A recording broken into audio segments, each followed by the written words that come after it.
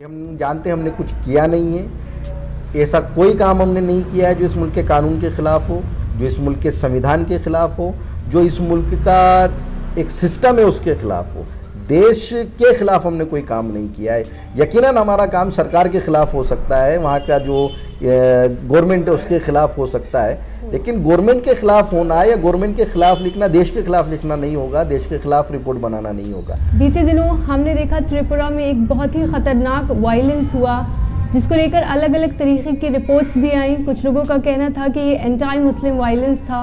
वहीं पे पुलिस ने ये भी कहा कि इस तरीके का कुछ वहाँ पर नहीं हो रहा है, वहाँ पे एक पीसफुल माहौल है। लेकिन ये बात पुलिस ने भी कंफर्म की कि वहाँ पर घरों को जलाया गया और वायलेंस भी हुआ।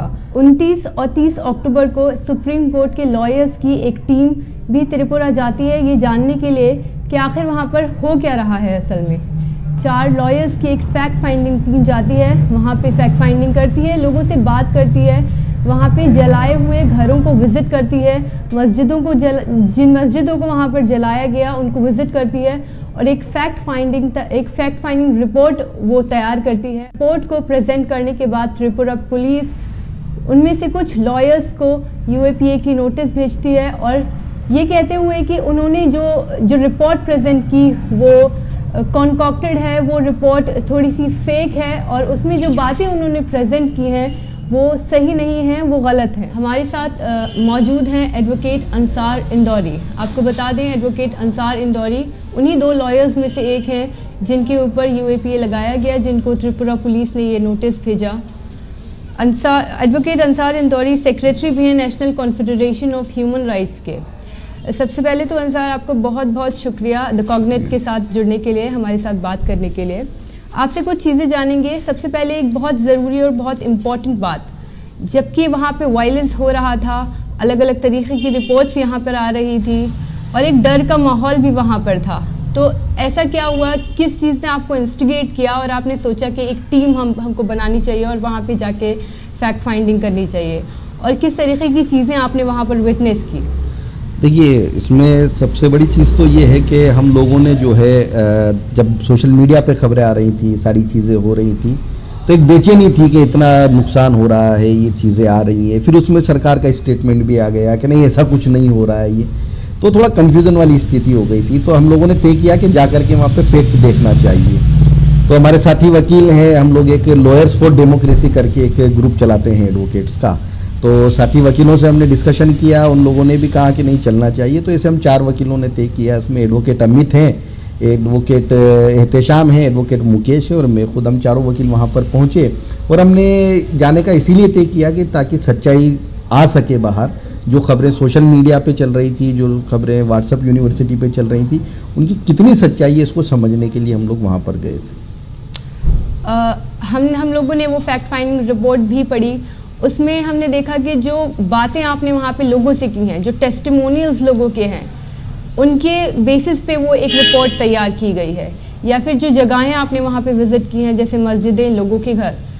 तो मैं जानना चाहती हूँ कि आपने जो चीज़ें डॉक्यूमेंट की, उस डॉक्यूमेंटेशन में ऐसा क्या था कि पुलिस को या गवर्नमेंट को आपके ऊपर यूएपीए लगाना पड़ा और वो नोटिस आपको? देखिए, ये तो क्या है, सरकार जो है कुछ चीज़ें छुपाना चाह रही थी, कुछ क्या बहुत कुछ छुपाना चाह रही थी।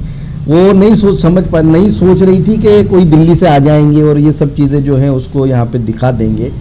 तो जो चीज़ें सरकार छुपाना चाह रही थी हमने उन चीज़ों को दिखा दिया है, तो सरकार इससे चिढ़ गई है और चिढ़ करके उसने ये कार्रवाई हमारे ऊपर की है, जो बोलते हैं फ्रस्ट्रेशन जिसको बोलते हैं, उसके बुनियाद पे उसने इस तरीके की कार्रवाई की है। हमारी रिपोर्ट के अंदर कुछ भी जो है फेक चीज़ नहीं है। हम जिस जगह कर गए हैं उस जगह की फ़ोटो हमने हमारे खड़े हुए डाली है, हमारे कैमरों से ली हुई फ़ोटो हमने डाली है, हमारे मोबाइलों के अंदर जो है वीडियो उसकी रिकॉर्डेड है।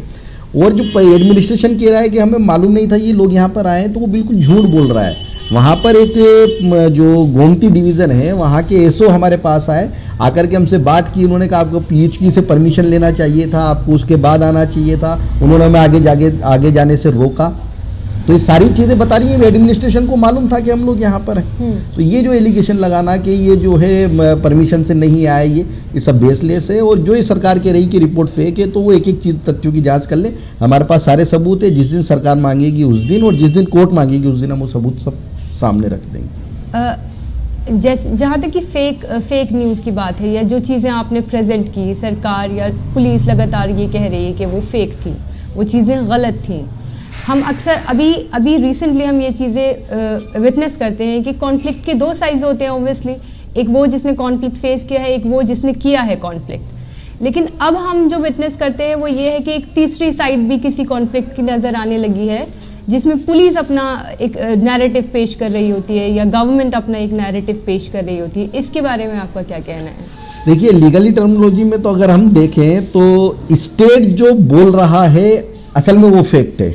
उसके अलावा अगर कोई बोल रहा है तो वो क्रिमिनलाइज कर सकते हैं उसको, क्योंकि स्टेट एक इलेक्टेड बॉडी है, तो वो समझते हैं कि हम जो बोल रहे हैं वो फैक्ट है, ये सही यही है। बाकी कोई भी बोलेगा तो हम उसको क्रिमिनलाइज कर देंगे। वो क्रिमिनलाइज करने के ही चक्कर में हम लोगों को यूएपीए जैसे 153 जैसे ये सारी चीज़ें उसमें डाली। तो सरकारें ऐसा करती रही है, पहली बार नहीं हो रहा है। ज़्यादातर भारतीय जनता पार्टी की सरकारें जिस स्टेट में वो ऐसा तो ज़रूर करती हैं कि वो जो भी बदमाशी करती हैं, जो भी वो अपना एजेंडा वहाँ इम्प्लीमेंट करती हैं, लोगों को नुकसान पहुँचाती है, उसके बाद जो असलियत निकल के आती है तो उस असलियत को कबूल करने के लिए तैयार नहीं होते हैं, बल्कि उसके लिए आर्ग्यूमेंट करने के लिए तैयार होते हैं। जो असलियत बता रहे हैं उनको निशाना बनाते हैं और कई जगह तो उनके ऊपर शारीरिक हमले तक भी होते हैं। हम सभी जानते हैं यूएपीए एक बहुत ही स्ट्रिंजेंट लॉ है और लगातार स्टेट इसको यूज़ कर रहा है माइनॉरिटीज़ को प्रोसिक्यूट करने के लिए, या कह सकते हैं कि मुसलमानों को भी प्रोसिक्यूट करने के लिए बहुत हद तक। तो क्योंकि आप लॉयर हैं, आप इसको बेहतर समझा सकते हैं। तो बस हम जानना चाहते हैं कि यूएपीए मतलब कितना ख़तरनाक लॉ है और किस तरीके से स्टेट इसको लगातार यूज़ कर रही है। देखिए, स्टेट तो हमेशा से, चाहे बीजेपी रहा हो चाहे कांग्रेस रहा हो, स्टेट हमेशा अपना जो भी मुखालिफ लोग रहे हैं या मुखालिफ ताकतें रही हैं उनको सप्रेस करने के लिए हमेशा कोशिश करता रहा है। कोई नहीं चाहता स्टेट में कि उनके मुखालिफ कोई भी लोग जो है ताकतवर हों या सर उठाएं। तो ये यूएपी अभी का तो है नहीं कि भारतीय जनता पार्टी आई तब बन गया। ये तो इंदिरा गांधी के टाइम बना था और उसने अपने विरोधियों को कुचलने के लिए बनाया था। उसी का जो है तरीक़ेकार आज भारतीय जनता पार्टी अपना रही है। जहाँ जहाँ उनकी सरकारें वो यूएपीए को कोशिश करती है लोगों के ऊपर लगाने के लिए। कानूनी नज़र से देखें तो ये जो संवैधानिक अधिकार हैं उन अधिकारों का सबसे ज़्यादा वॉयलेशन करता है यूएपीए। मतलब आप ये समझ लीजिए, हम पे जो धारा लगाई है वो 13 है। 13 मतलब एडवोकेसी करना। एडवोकेसी मतलब हमारा काम है एडवोकेट, लेकिन उस एडवोकेसी में ऐसा है आप क्राइम करने के लिए एडवोकेसी कर रहे हैं, इसलिए आपके ऊपर 13 लगाई। क्योंकि वहाँ एसोसिएशन का कुछ नहीं था, वो भी उसके अंदर एक क्लोज है। इसकी जो डेफिनेशन हम पढ़ेंगे तो अनलॉफुल एक्शन प्रिवेंशन एक्ट, जो आपने एक बात की है कि मुसलमानों को ज़्यादा निशाना बनाया जा रहा है, ऐसा तो मैं नहीं समझता हूँ। इसी रिपोर्ट भी हमारे नज़रों से गुजरी है। सबसे ज़्यादा इसमें जो अगर मुतासिर हैं तो वो इस मुल्क के जो है आदिवासी लोग हैं। आज आप झारखंड में, छत्तीसगढ़ के अंदर, आप उड़ीसा के अंदर, यहाँ चले जाइए, जेलें भरी हुई हैं यूएपीए के जो विक्टिम हैं उन लोगों की, एक्यूज्ड हैं उन लोगों की, और उनको नहीं मालूम है हमारे ऊपर यूएपीए हमें कैसे लड़ना है। तो बहुत दर्दनाक स्थिति है। और जो इसमें कन्विक्शन रेट है वो -2% है।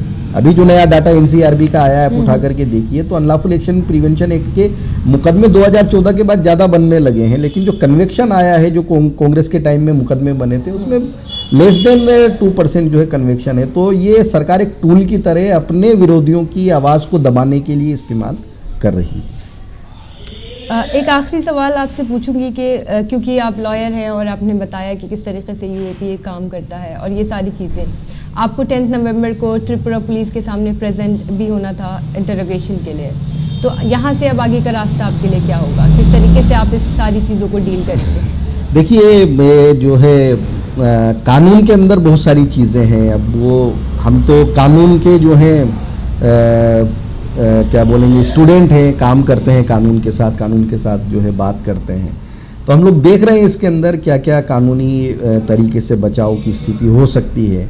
किसी का फंडामेंटल राइट्स का वॉयलेशन करके जो है पुलिस और स्टेट उनके ऊपर कार्रवाई नहीं कर सकता है। तो उन चीज़ों को हम देख रहे हैं। जो इसके एक्सपर्ट वकील हैं उनसे हमारी डिस्कशन चल रहा है और जो भी कानूनी तरीक़ेकार इसमें होगा उसको हम अपनाएंगे। रही बात पुलिस के इन्वेस्टिगेशन की, तो हम उसमें बिल्कुल कोऑपरेट करेंगे, क्योंकि हम जानते हैं हमने कुछ किया नहीं है। ऐसा कोई काम हमने नहीं किया है जो इस मुल्क के कानून के ख़िलाफ़ हो, जो इस मुल्क के संविधान के ख़िलाफ़ हो, जो इस मुल्क का एक सिस्टम है उसके ख़िलाफ़ हो।